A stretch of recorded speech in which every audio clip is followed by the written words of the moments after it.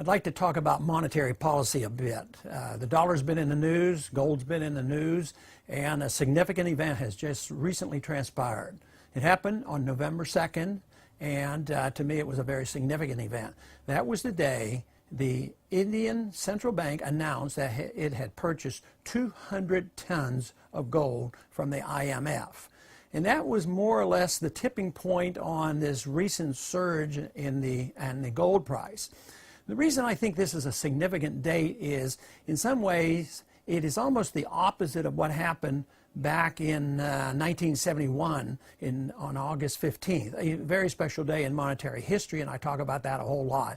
That is when the world announced that gold was officially demonetized, no currency would be linked to gold, the dollar would still be the reserve standard, and everything would be okay. Instead, what we got was the biggest bubble in the history of mankind, which is now now being deflated. So to me, the fact that the Central Bank of India has now purchased this gold at the same time the IMF is getting rid of the gold and the West is getting rid of the gold, it means that there's a major shift in economic power, and that is from the West to the East. And this is no surprise. Jobs have gone to the East, and productivity has gone to the East. Savings has gone to the East. The West has become more indebted. And it's not just the United States, it's Europe as well. And I think this signals the time when gold will be remonetized. I don't think it's never been demonetized in a sense. I think gold has always been money, but they pretended it wasn't money. In the 60s, they wanted to demonetize gold, and by 71, they claimed they officially did it.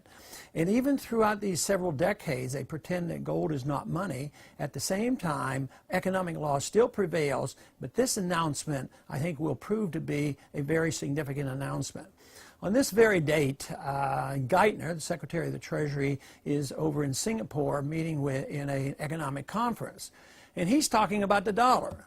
He says it is the official policy of the United States government to have a strong dollar policy, which always fascinates me. The Federal Reserve is the one that's in charge of the dollar. They can double the money supply, but then we have the Secretary of the Treasury, and this is not just this time, this has been this way over the years.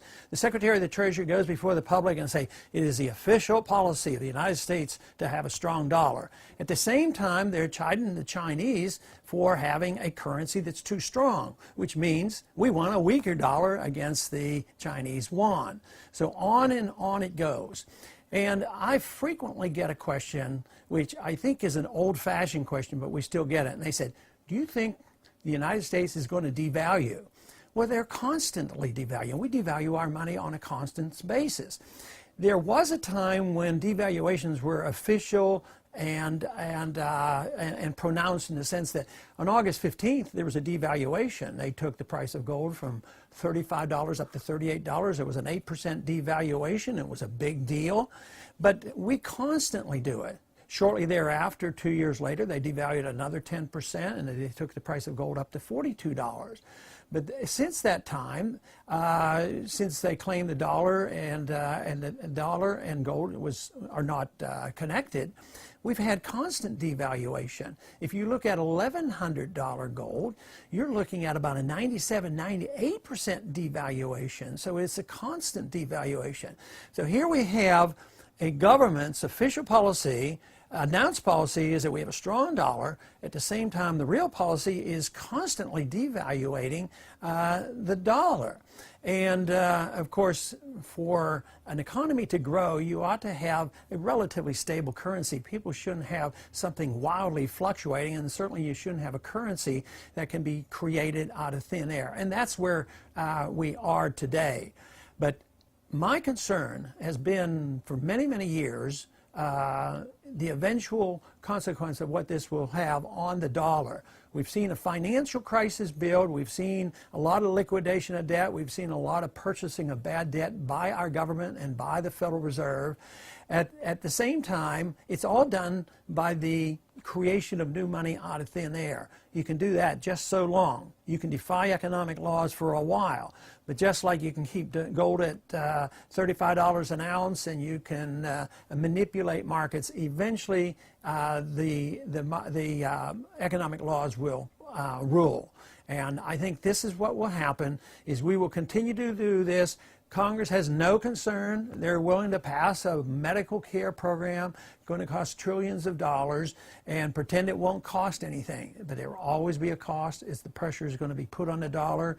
The financial obligation we have to maintain our empire and our welfare state is just overwhelming, and they're illiquid. I mean, if you look at Medicare and Medicaid, these are programs that are literally bankrupt. So everything is dependent on the willingness of the world and the people to put trust in the dollar. At the same time, regardless of what our Secretary of the Treasury says, we are embarking and continue to just print the money in an unlimited fashion, and that means devaluation regardless of what they tell us. To me, that is very, very dangerous. If we want to preserve our freedoms in this country, we will have to address the important subject of liberty and understanding that and what rights are all about, but we also will have to understand the issue of monetary policy. We need to know more about the Federal Reserve, and that is why the success we've had with the Transparency Act and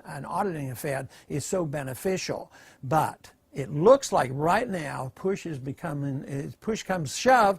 They are working very hard. The major journals now are working very hard to downplay our efforts and to belittle what we're doing. But the momentum is on our side, and we need this information out, because eventually, to preserve our freedoms in this country, we will also have to understand money and have monetary policy reform.